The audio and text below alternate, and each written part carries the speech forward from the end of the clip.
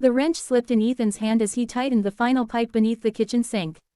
Water no longer dripped onto the faded linoleum floor, and the old faucet finally stood silent. He wiped his hands on a worn towel and smiled.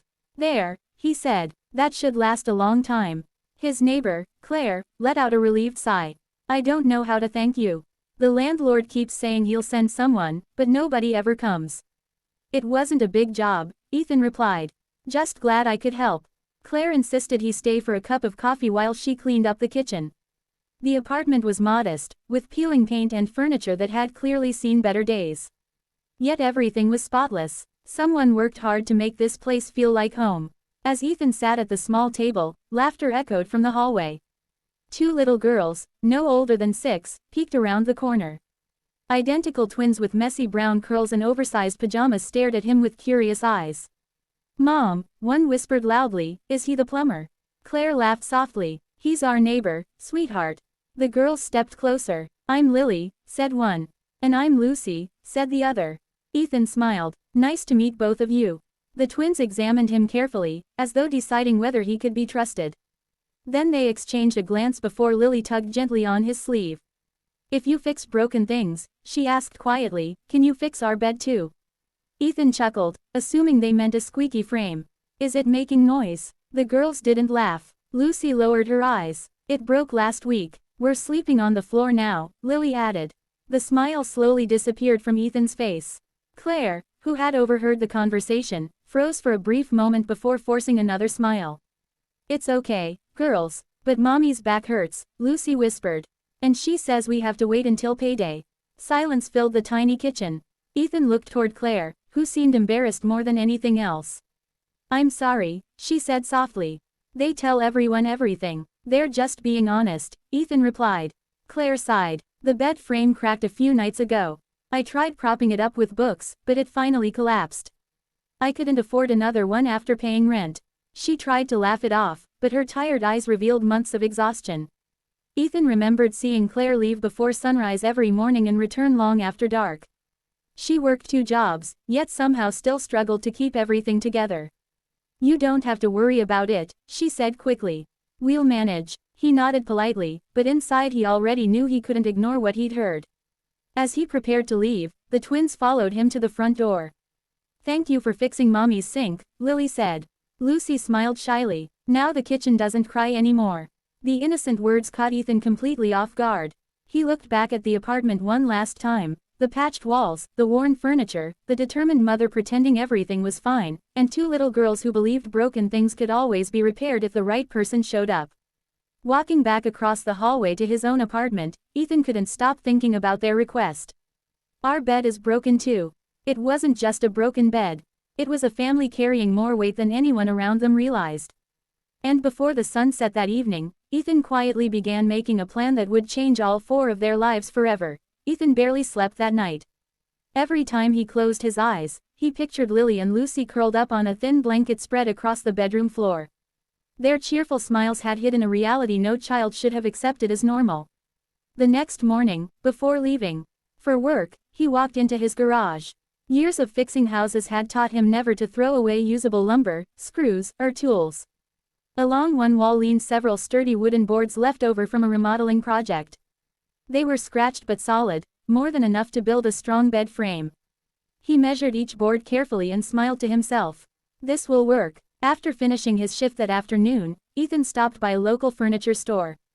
He couldn't afford an expensive mattress, but after explaining the situation, the manager surprised him. "We've got a nearly new twin mattress that was returned because of a damaged box," the manager said.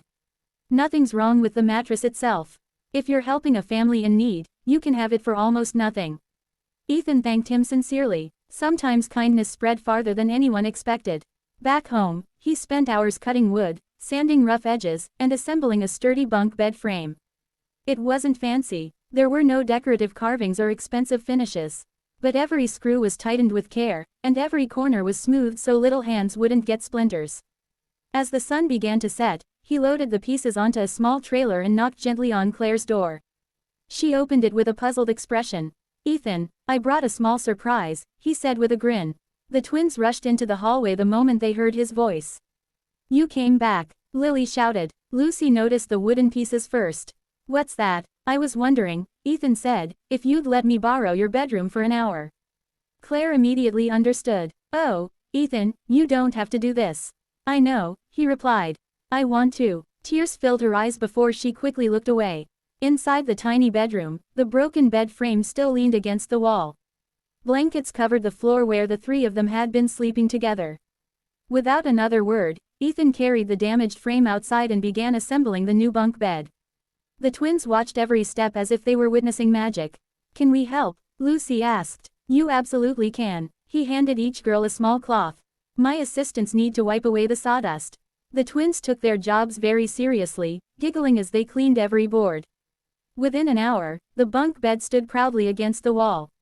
Ethan carefully placed the mattresses on top and spread fresh blue blankets he had quietly purchased on the way home. The room looked completely different. Lily climbed the ladder slowly, her eyes growing wider with every step. "I get to sleep up here. If you and your sister agree," Ethan laughed. Lucy hugged one of the pillows tightly. "It smells new." Claire stood silently in the doorway, unable to speak. She covered her mouth as tears rolled down her cheeks.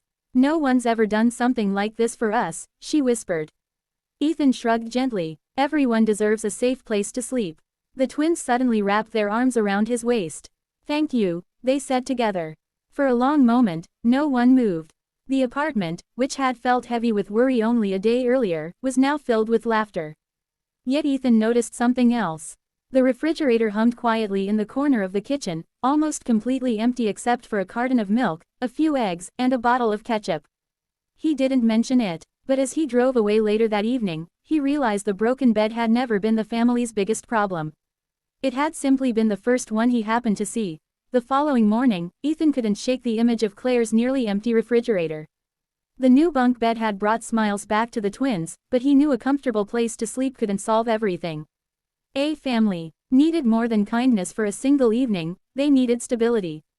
On his lunch break, Ethan stopped by a grocery store.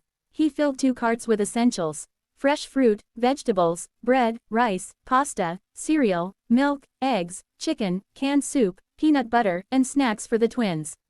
He quietly added a few small treats too: chocolate cookies, strawberry yogurt, and pancake mix with maple syrup. That evening, he carried the bags to Claire's apartment. When she opened the door, her eyes widened. "Ethan, what is all this?" "Just groceries," he said with a smile. "I bought a little too much." Claire immediately understood he was trying to protect her dignity. "You didn't have to." "I know," he replied gently. "But neighbors look out for each other." The twins ran into the kitchen as Ethan unpacked the bags.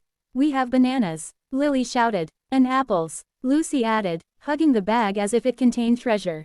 Claire turned away for a moment, wiping tears from her face before the girls could notice.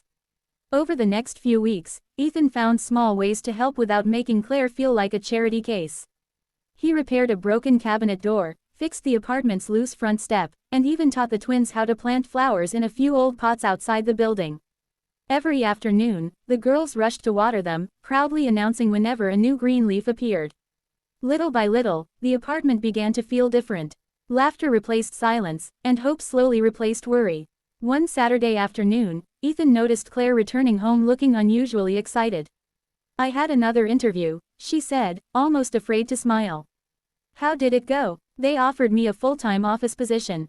Regular hours, better pay, and health insurance." "That's wonderful. I start on Monday." For the first time since Ethan had met her, Claire looked as though a heavy weight had been lifted from her shoulders. That evening, the twins insisted on celebrating with homemade pancakes. As they all sat around the small kitchen table, Lucy suddenly looked at Ethan. "Mom says heroes are only in movies." Lily shook her head. "I think they're neighbors." The room became quiet. Ethan laughed softly, embarrassed by the compliment.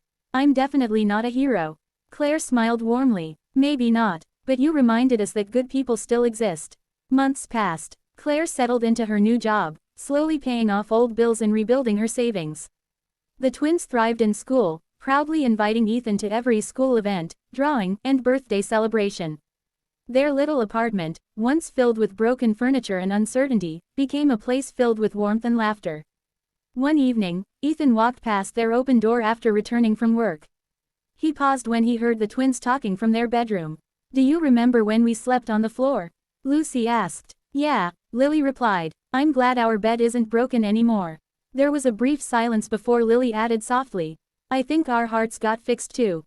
Ethan smiled without saying a word and quietly continued down the hallway. Sometimes changing someone's life didn't begin with a grand gesture. Sometimes it started with fixing a leaking sink. And sometimes, the smallest act of kindness became the foundation on which an entire family built a brighter future.